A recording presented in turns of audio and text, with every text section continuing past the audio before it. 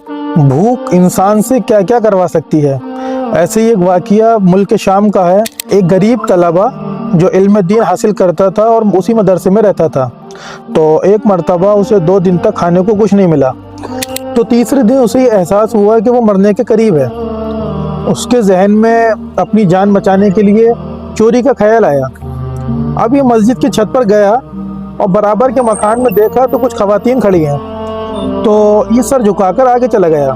अब अगले मकान में इसने देखा कि घर तो खाली है और खाने की खुशबू भी आ रही है। घर 1 मंजिला था, तो ये घर में नीचे उतर गया। अब ये नीचे उतरा, वो किचन में दाखिल हुआ तो उसने देखा कि कढ़ाई में बैगन रखे हैं। अब भूख की शिद्दत थी तो उसने बैगन को उठाया और दांत से काटा, लेकिन ईमान की हरारत ने उसे झंझोड़ा और कहा कि तू तो एक तालिबे इल्म है और तू चोरी कर रहा है। उसे शर्म आई और उसने इस्तग़फ़ार की, बैगन वापस रखी और अपने शेख के दर्स में आकर बैठ गया। लेकिन भूख की शिद्दत इतनी थी कि शेख का दर्स उसे समझ में नहीं आ रहा था।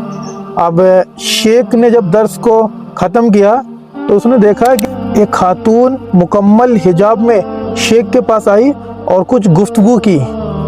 उसके बाद शेख ने नज़रें उठाकर देखा कि दर्स में सिर्फ एक वही तलबा बैठा है और बाकी सब जा चुके हैं। अब उसने उस तलबा से कहा कि क्या तुम्हारा निकाह हो गया? तो उसने कहा नहीं।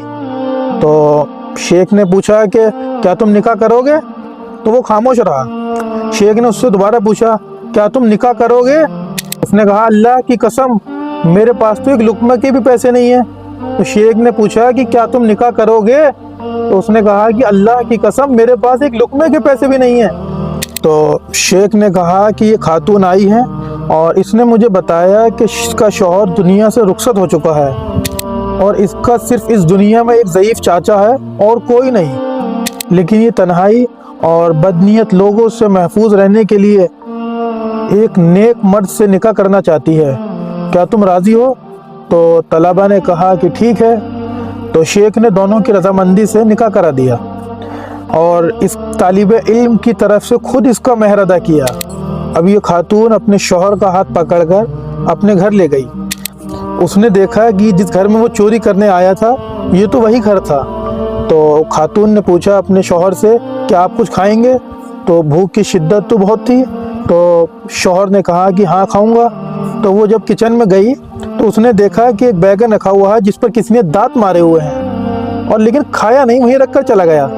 तो वो बोली कि आखिर कौन ऐसा कर सकता है? तो इस बात को सुनकर शौहर उसकी रोने लगा और उसने अपना पूरा